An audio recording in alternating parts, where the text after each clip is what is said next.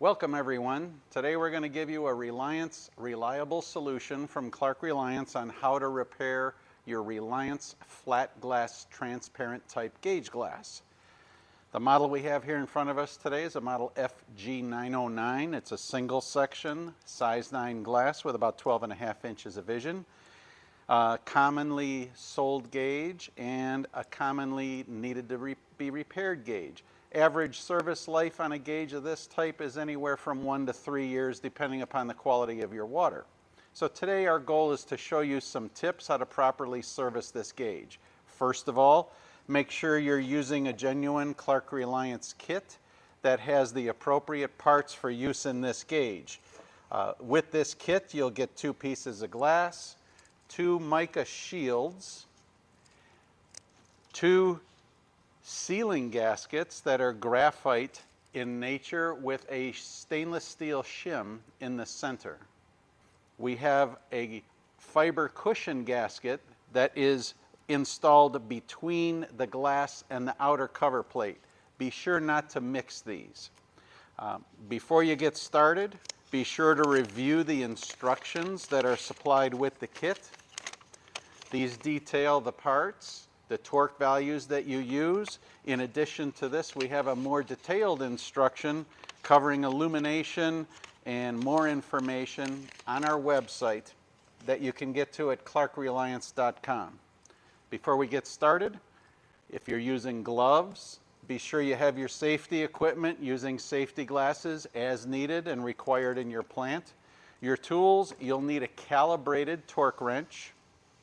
Be sure it's been calibrated within a reasonable period of time. We calibrate our wrenches on an annual basis and track them. A ratcheting wrench with the appropriate size socket. For the gauge we're working on today, it's a 3/4 inch size socket. Also a box wrench or combination wrench of the same size, a brass scraper, a brass brush if you need it, and let's get started. Before you disassemble the gauge, you may see signs of why this gauge needs repair. If you're the mechanic and not the person who determined the gauge repair was needed, the glass can become attacked after the mica shield has begun to fail, which can happen over time with the abrasive effects of particulate in the boiler water, and excessive blowdowns can contribute to this. The glass can become eroded, silica can leach out of the glass, and it can have a chalky white appearance hindering reading the level in the gauge. So what we've done is we've disassembled this gauge, we've cleaned our fasteners. Always make sure you have all of your components cleaned, ready to go. And I didn't mention earlier, but you do need to use lubricant. Always lubricate the threaded fasteners on any gauge glass. So in removing the parts, this is where your brass scraper comes handy.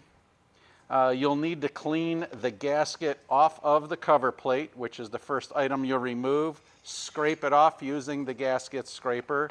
Just destroy the old gasket. Never reuse any glass or gaskets or mica shields. All of them should be replaced, and they're all provided in the kit.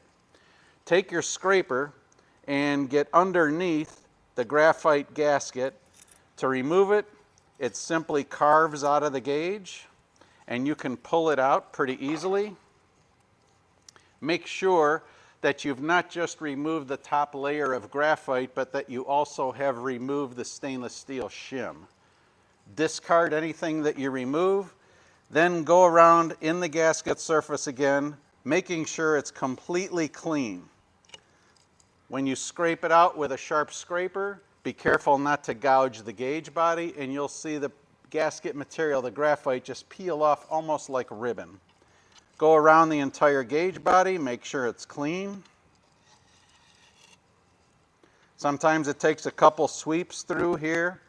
Be careful that you're not, as I said, gouging the gasket surface. We want to make sure the gasket surface is clean. All gasket is removed, so we have a clean metal surface all the way around. It's a good idea to just take it, maybe flip it over, and make sure no particulate is in place. I still see another spot here, so I'll go over it a bit further. You're also looking for pits or any damage that may have occurred to the gauge body, anything that would prevent you from wanting to rebuild that gauge or that you would consider further investigation. Sometimes a scratch line can be caused by steam cutting. These gauges are designed where this model has an allowance of 30 thousandths of an inch that can be remachined off the gasket recess. It's important to set these gauges up properly if remachining a gasket surface. Most of the time that's not needed. If you have any questions on that, contact us, one of our Reliance application engineers for assistance at Clark Reliance.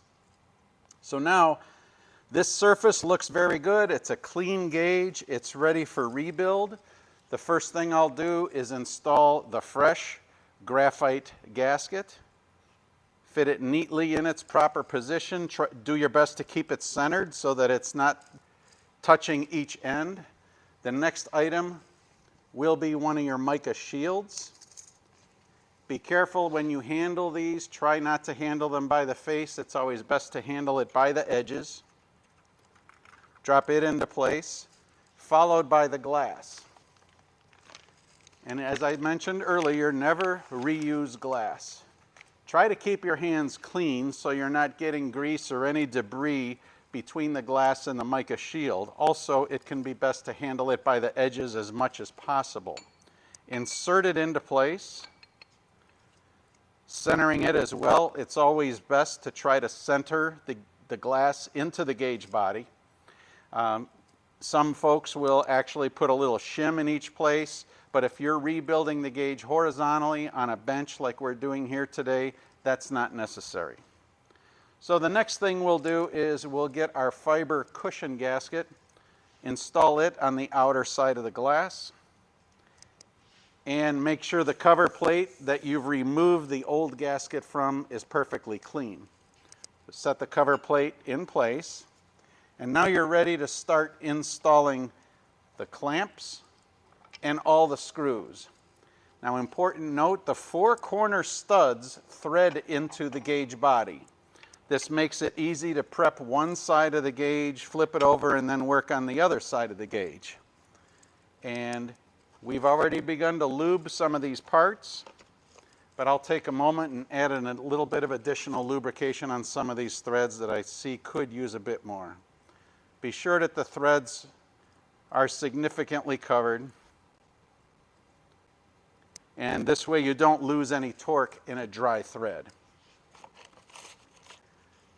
Be sure to install a washer on top of each clamp. And when it comes to torquing these gauges, we're going to start in the center, working our way out in an X pattern, and ultimately getting to the end. Never start on one end and work your way across. You'll actually pinch both pieces of glass towards one end, and the gasket will not be loaded evenly by the time you'd get across doing it that way. The important method and correct method is to start in the center in an X pattern, working your way out. So to begin, I'm not going to put a wrench on these yet. All I'm going to do is hand tight these 4 corners to hold the glass in place.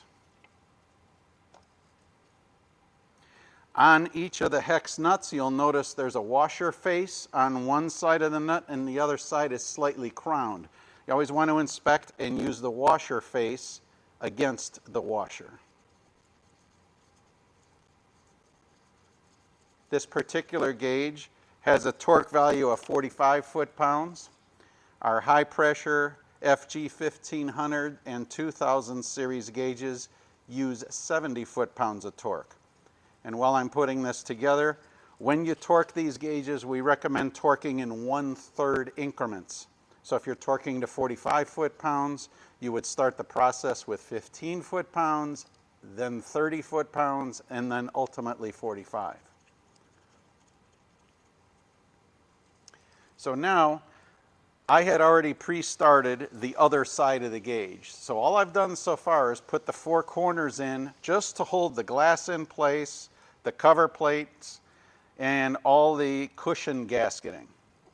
Let me slide some of these things out of the way. And what I'm going to do is start installing the other parts. The studs have a stake mark on one side of the stud, a little further down than we would want to maximize the position of the nut. So this allows you to preset these parts just as I'm showing you here. Nut screwed down till it's stopped, a washer, and a clamp. You'll also notice the clamps are not uniform. They have a lower leg on one side. The lower leg goes towards the outer side of the gauge. So I'm just quickly dropping these all into place.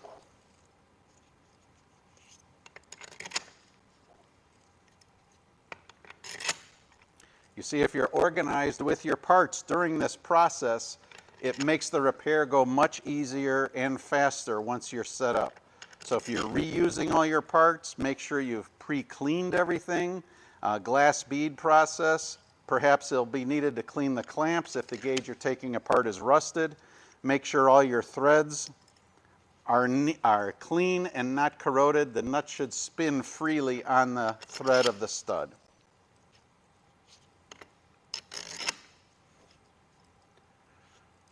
All right, so I have preloaded all the studs, clamps, and nuts on one side of the gauge. And now we're going to pause for just a moment while I position the gauge into our vise and continue the process. All right, what we're doing now is installing the remaining components. I've already prepped the side that you see from the camera angle, and I'm installing the last couple of clamps on the opposite side and washers and nuts. All the studs have been lubricated. Again, making sure that that flat washer side of the nut is going against the washer.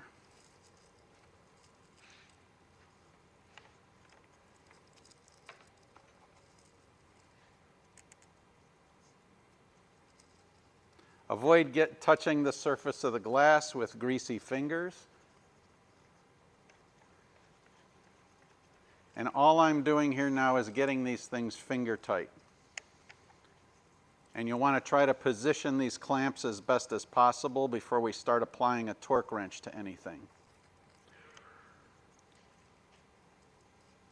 Some folks in the field find that they get better luck designing or shaping a piece of wood to fit in between the clamps to help keep everything aligned.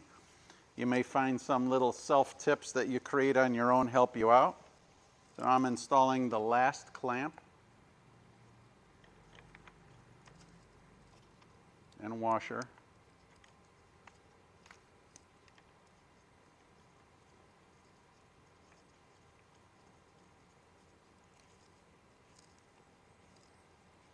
All right, so now we've got everything just roughly finger tight on the gauge, and we're going to look at the position of everything on both sides, see if it looks good, which it does. And we're going to get ready to do our torquing process. So the next thing I'll do is get my wrench and torque wrench. Always be sure to check the settings on your torque wrench. In this case, we're starting out at 15 foot-pounds.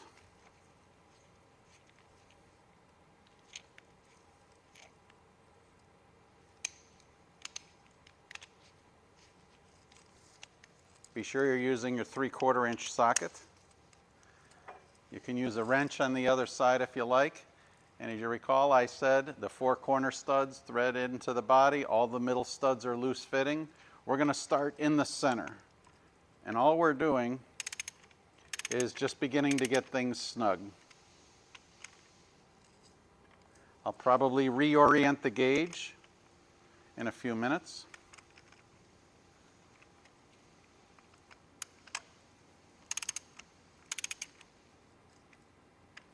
And when you get a few tightened, the first maybe 2 or 4, as things begin to compress, you'll be able to go back and finger tight the others just a bit.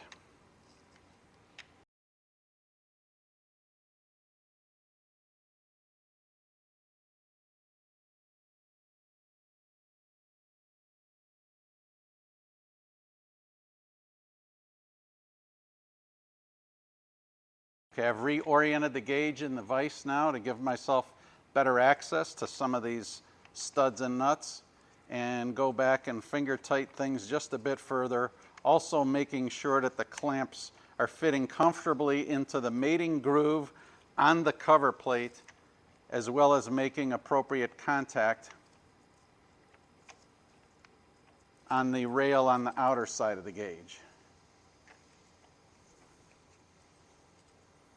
This is a rather large vise we're using. You'll see you may be a little more comfortable with the vise in your shop. So again, we're doing that torque and we're rotating.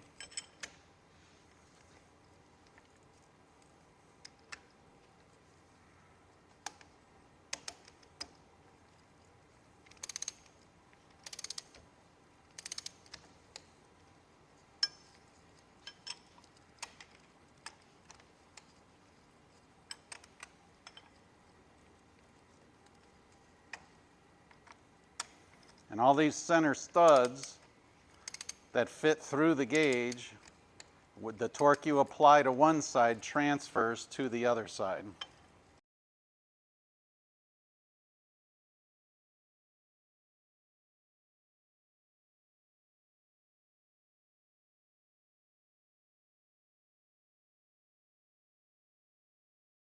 Okay, now the corner studs, as I said, they thread into the body, so those you don't need a wrench on the opposite side initially.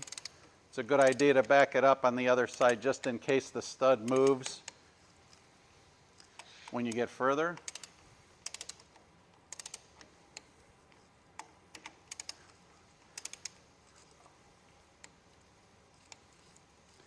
All right, I'm going to flip the gauge over and check the other side before I get too much torque on the gauge.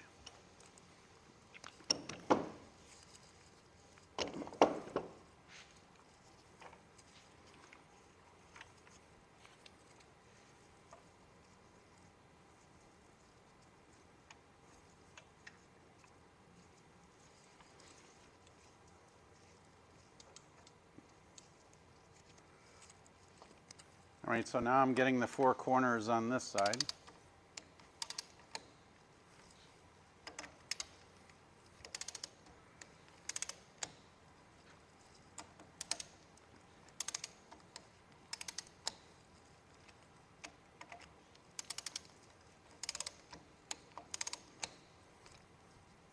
All right, so now at this stage we've got the gauge fully assembled.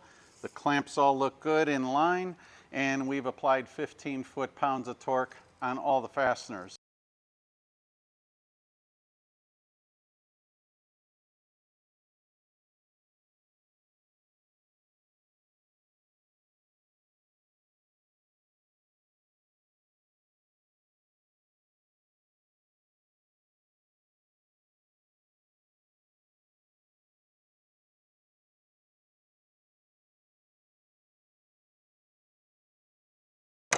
So the gauge has been fully torqued on this side. Now we're going to flip it over and get those last four on the opposite side.